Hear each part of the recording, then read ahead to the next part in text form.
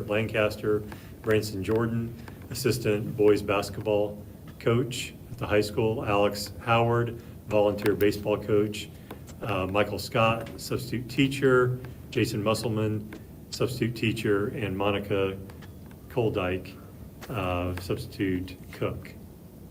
Position change, Deanna Elzy, part-time kindergarten, Holly Nostroza, why did I do that? Substitute teacher and teaching assistant substitute teacher.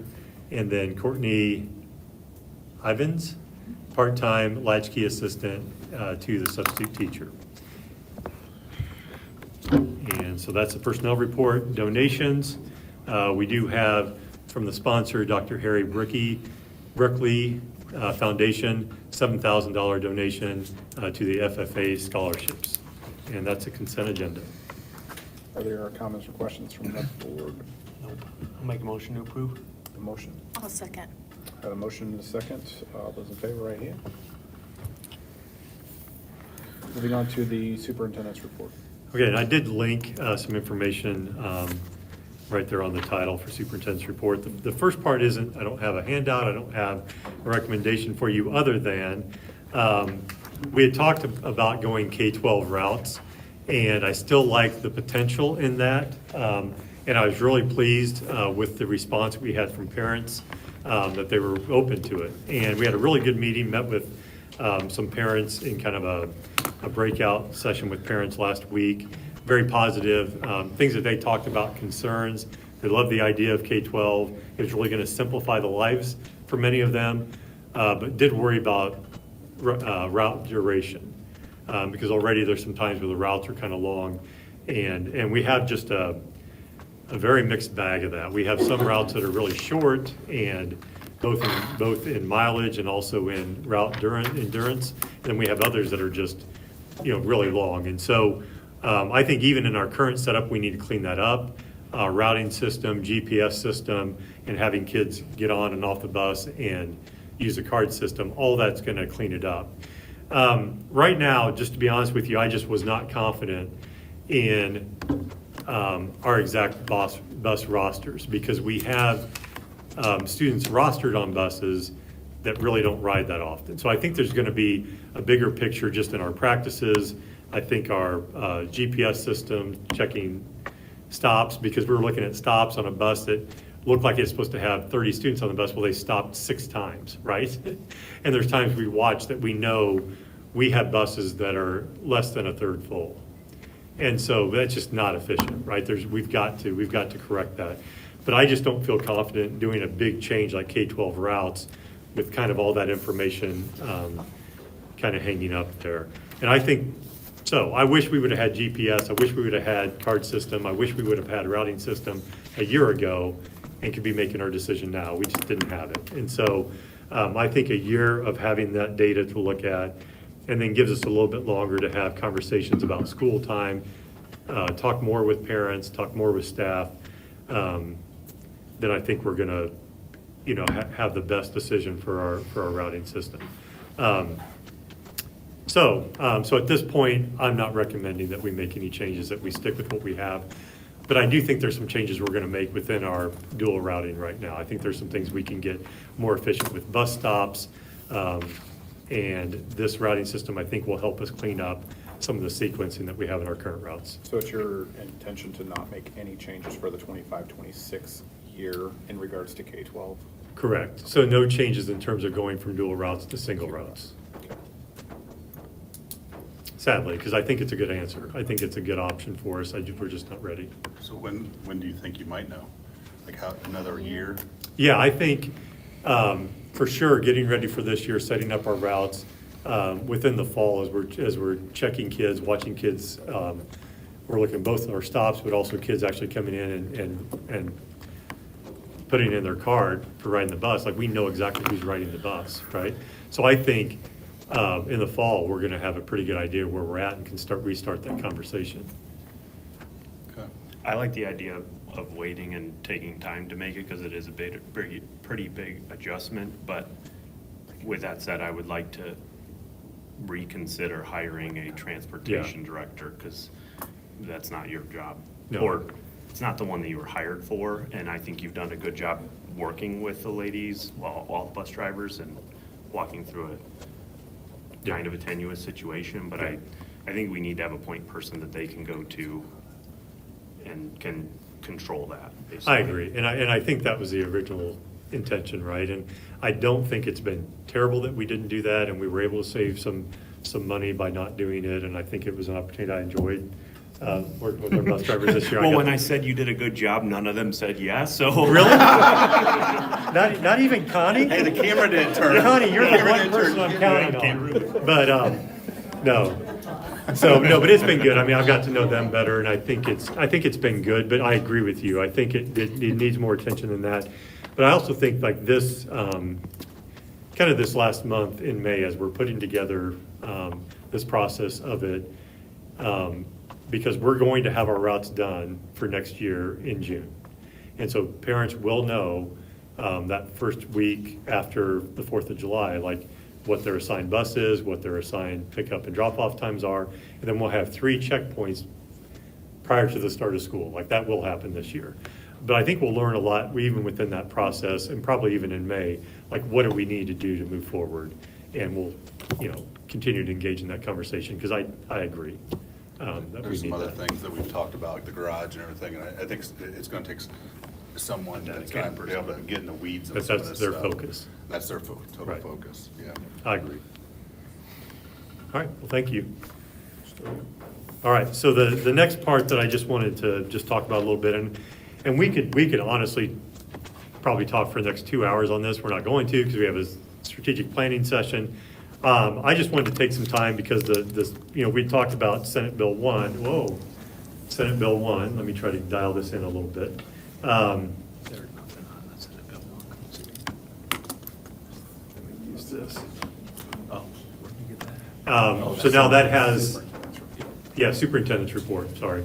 And so that has come, and Deb's to join the conversation on here. That has gone to the governor's desk, and the governor has signed it. So we have Senate Enroll Act 1. And just wanted to point out some of the things, because this is going to have an impact on us. I will say, which has been kind of and we were talking to Kristen McClellan today from Ice Miller, and it was nice, because she said the same thing to us both in an email and in person. But what we've been able to do here as a school district in terms of all the, the middle school and the other renovations that we've done, the projects we've done, while keeping our debt service still low. And you're going to see that here in a second. We're not going to have the level of impact that other school districts are going to have if their debt service is already at 70 cents or higher. And so we're in a really good position for something that's not really great news, right, for schools in terms of revenue coming in.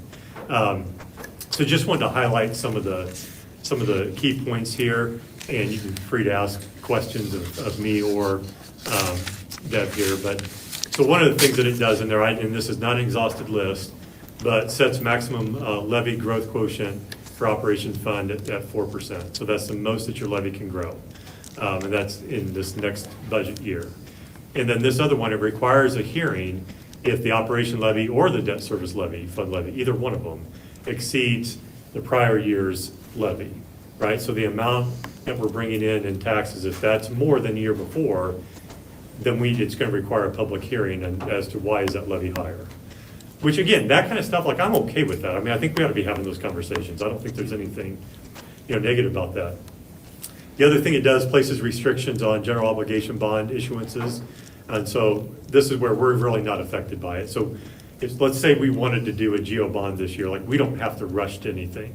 We have as much time as we would have any other year, because it's any school district with a debt service rate over 70 cents will be required to place all new debt on a referendum ballot, right, after July 1, where we're at 0.429.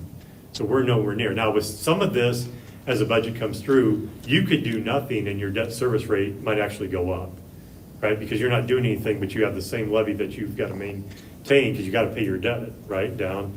So it might actually, depending on how it all works out in the budget, you could actually have it go up a little bit, which is why people that are sitting close to 70 are a little bit more panicked with it, because it may go up and they did nothing, right? So, anyway, so for us, just to answer that question for you guys, like there's not, if we did decide, which, I'm nowhere near making a recommendation for that, but if we did decide, looking at the whole realm of things, looking at the AV in August, like we did decide, hey, we want to do another small bond issuance to do some of these things that we're talking about and to maintain our tax rate or whatever. Like if we did want to do that, there's no timeline for us to do that. It can be the same timeline we used last year for the 2024 one. So just want to, that's the only, I just, again, not saying we're doing anything, I just want to make that clear for the board in terms of a timeline. Next bullet requires all referendums to be on the general election. Right now, you could do it on an off year. Now it has to be on every even year, right? That's the only time you can do, it has to be done in November on an even year on the ballot. And then by 2031, reduces the standard homestead deduction to 0 while raising the supplemental homestead deduction to 2/3 of the assessed value. That's actually, by 2031, and it's gonna be a phase into that. So it'll be a slow progression to where the standard deduction is gonna go down and that percentage is gonna go higher. And the idea behind that is, you will end up getting, if you own, so the more expensive home you own, the more of a deduction you will get with this new model by 2031. So it benefits those with higher end homes than what the current system does. Which means in your district, if you have, more higher end homes, then you're gonna have more of an impact on this over time. It's proportionately the same. It's proportionately the same. Right. But like with right now, when it's, The way it is now, The way it it's, is- it's weighted for you to not have a higher assessment. If you do have a high assessment, it's gonna be proportionally the same as if you have a $100,000 house or $1 million house. Right, exactly. In the future, so yes, it's. yes. So it evens that, right, Right. it evens that out. But you will end up getting a higher Right. exemption or deduction, right?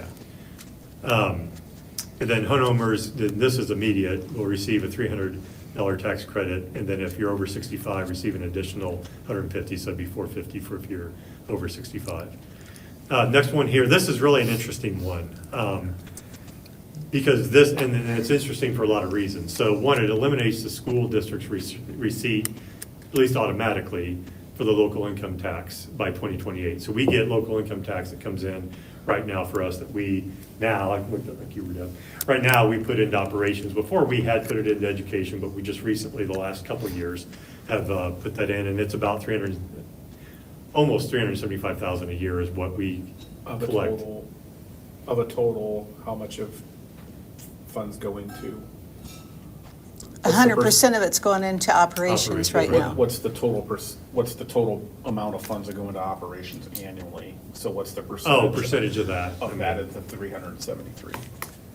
I mean, it's pretty small Yeah, percentage it's, of that, if you- what you're getting. Because we're getting about 4 million, yeah. Yeah, 4 million, so Yeah. so, we're gonna lose 375. I mean, doesn't sound like much, but that's 2 Right. buses, Right, right. 3 buses. I mean, Yeah, right. So, but the interesting part about it then is the next part of this, where it says counties can increase local income tax rate up to 2.9%. Cities and towns now can impose local income tax up to 1.2%.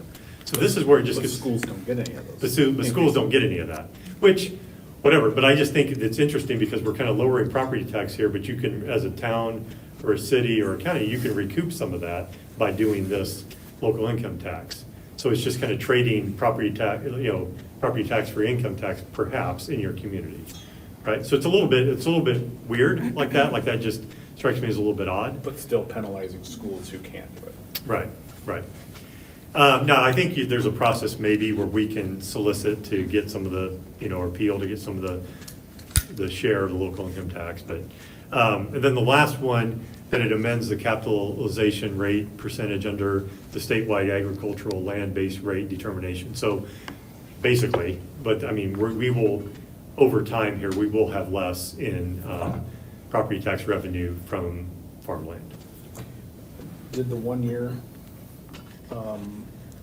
cooling off on bond issuance? Did Well, that- that's only if you're, so, now I'm gonna get a lot of this wrong, because it's pretty, but it's if you have had, if you had an uncontrolled And ours are all controlled. Ours are all controlled. But it basically, we don't fall into it because of, it has to Okay. do with the term of it. So I we thought it didn't- was all bonds that were Uh-uh. issued, like geo bonds, if you have a geo bond that comes off. And, No. and you got to understand all the financial wizards and Right. Ice Miller, they're all combing through this Senate bill and, But that doesn't apply, so that doesn't apply to us, though, Okay. Chad, on there, because those. Because I know that was the original intent of, Well, it is for some people, so, but it has to do with when you issued it and like what your term was. And so all of ours were longer than 2 years. And so Okay. there's not that cooling off Okay, period. okay.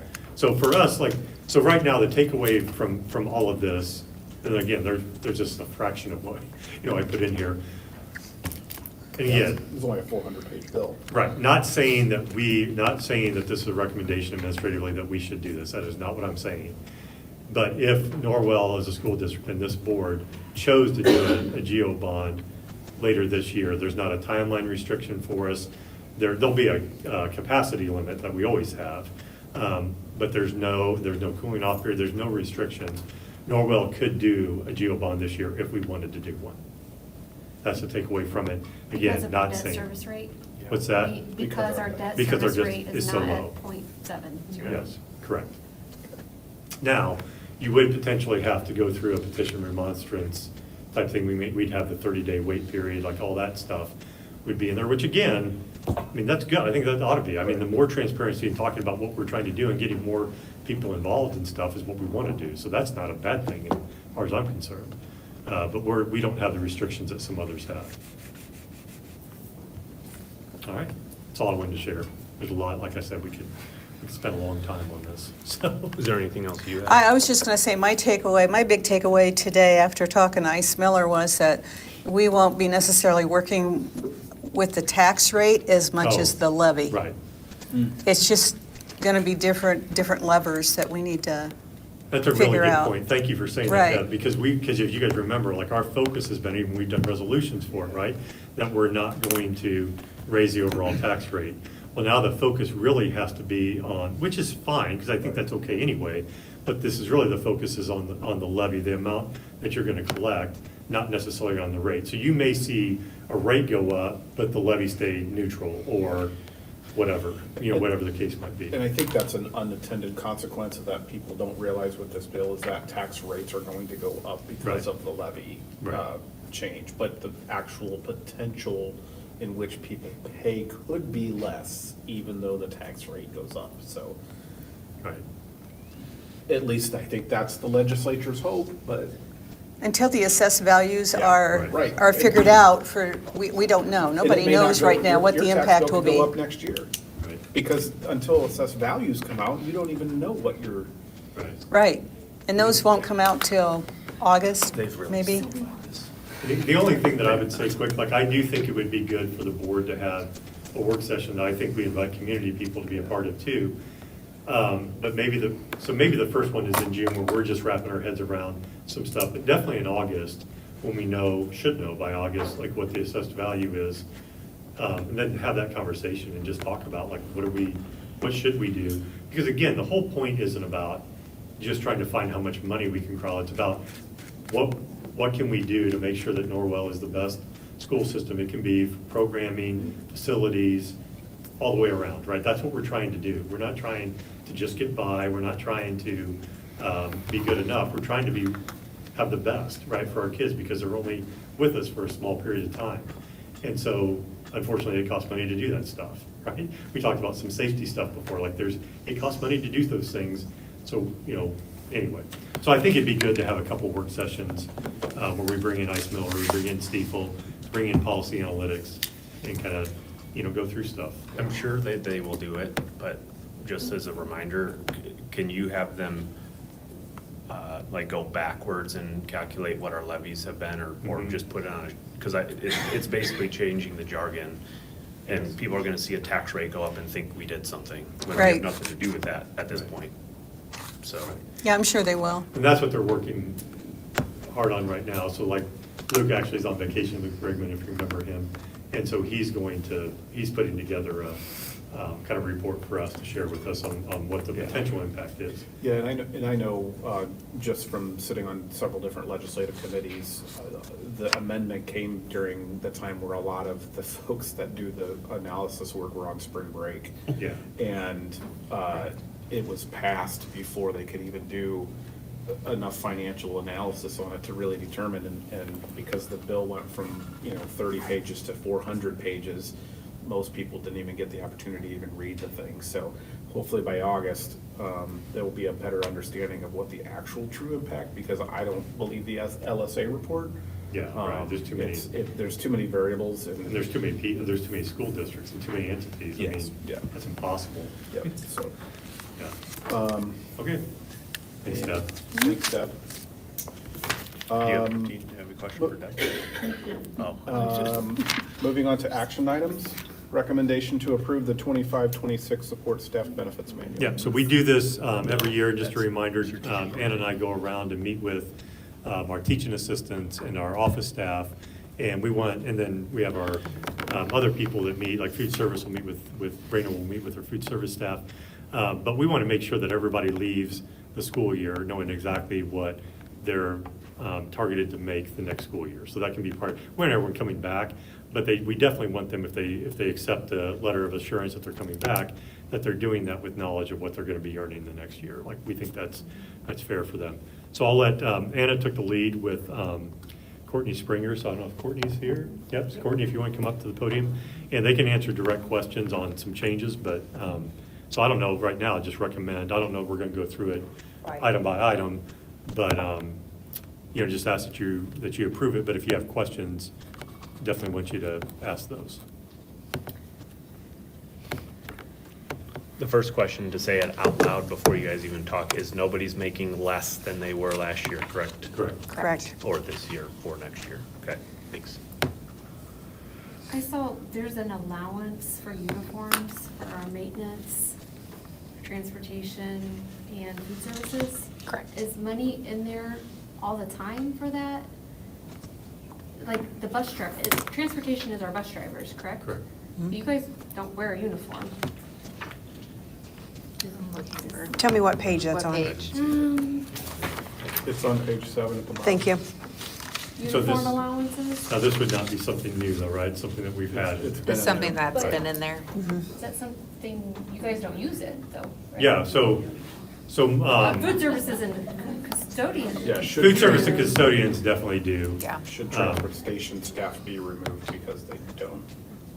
Yeah, I don't know that we've never used that, so I don't really know why that's in there, yeah. So, Do you want to wear a uniform? Yeah. Yeah, sorry. No. I think you do. I mean. So- I'll take it out. So, hey, it's in there, so we're, We can remove, let's remove that. Okay. yeah, that should be I really removed, like so the we can, uniform idea, yeah. but Right. Thank you for catching that, Tracy, I'm not sure. I was just curious, I'm like, I don't Yeah. think they use it, but.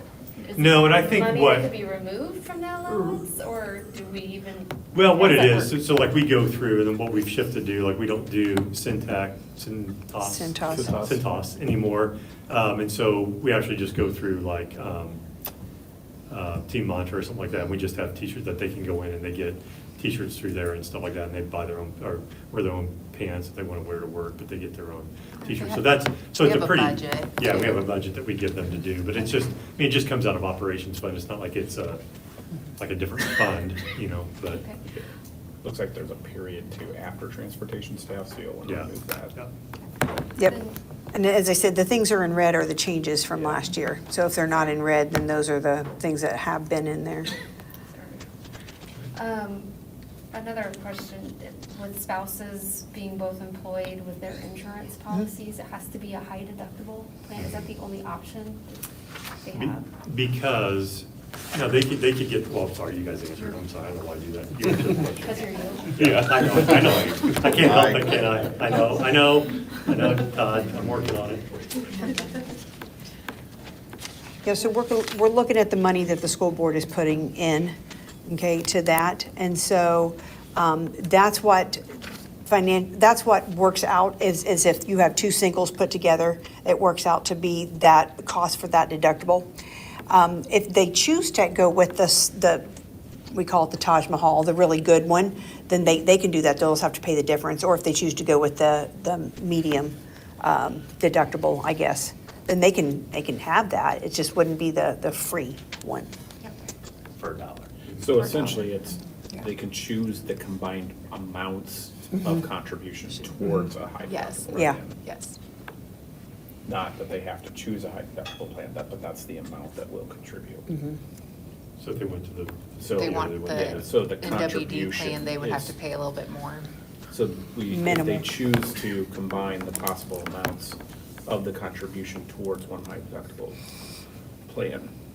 So what you guys are saying essentially is, they don't have to choose a high deductible plan. No, But the Oh, amount that okay. goes towards the I high read it like deductible they have plan, to do a high deductible. No. it's the amount that they would get Yeah. towards a Yes. high deductible. right. Yeah, Norwell's only going to pay the contribution Towards towards one high deductible plan, if Okay. both of them. So were if they on. want another plan, then it's Okay. only going to cover so much.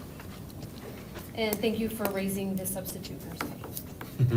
I think that'll attract Yeah, we're hoping more it'll people attract. and yeah. get their bank, because Yeah, we looked at what we were paying certified substitute teachers for having that teaching degree, and our nurses are certified, and they have to be certified to sub in a school, and we thought it was only fair to pay them a similar yeah, rate. I So- think it'll give our ladies more of a, And maybe men. no, right now they're ladies that are Teacher. nurses. I'm saying our current nurses who are women, it'll give them more options for subs, hopefully. Is that a future man? You get stuff? I've been a sub, you know what, this is blowing my sub nurse pay out of the water. That's good. Maybe. Any other? I don't have any. I mean, No. I think the amendments are good. Yeah, with that change to the allowances for the uniform, I would make a motion to approve. I have a motion. I'll second. Okay, I have a motion and a second. Are there any members of the public that wish to speak on behalf of this agenda item?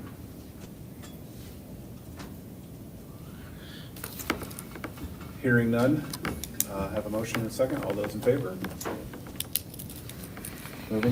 Thank you guys very much. Thank you. Assurances now. There you go.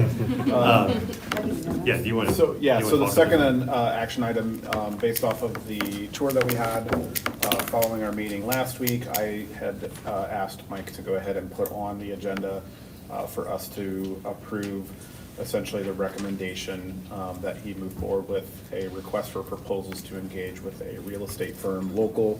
And when we mean local, our intention would be is that they have to have an office based in Wells County for the purposes of listing for sale the Norwell Community Schools Administration Building. So, any additional comments that you might have? No, I would just say, obviously, Kathy, this is your world, right? Yeah. So, which doesn't mean that, like your company you work for, that they couldn't do this. You would just have to do a conflict of interest Sure. statement. We'd have to do that kind of thing, but that would be the only, and then you'd have to abstain from voting. So that would be the only thing, but yeah, that's one thing I would add. Is there any discussion on the board? I mean, I think I was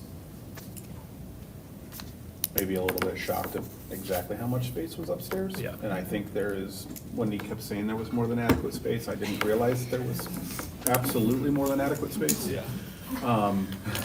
For not only every staff member, future staff member, and Their all of children. the alternative school classrooms that are there. I mean, they're gonna end up with way more class space than they even have now. The separate entrance, I'm not worried about. I think that's there. I think there's a plan on how to really separate the access as well. I think, you know, obviously there could be some concerns, which I think there's a way around folks with disabilities in getting upstairs, and we can get them there. Yeah, the It's just, elevator, yeah. it's just gonna be a little bit more of a process to get them there, but we have the means to get folks upstairs. Yeah, I was skeptical because I thought it was gonna be temporary, and if we have to build an admin building, I will not be around for that, so.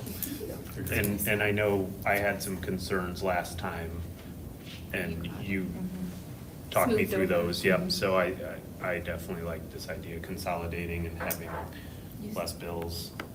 Building an admin building is very expensive, so this will be much more cost efficient, so I like it. So I make a motion to approve if we have to. I have a motion and a second.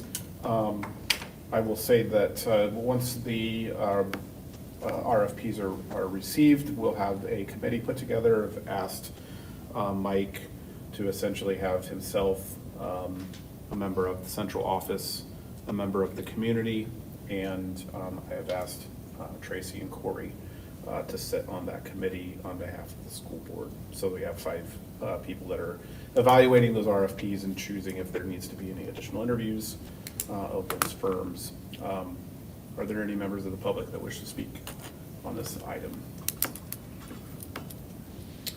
Hearing none, we have a motion and a second. All those in favor, right hand. All opposed?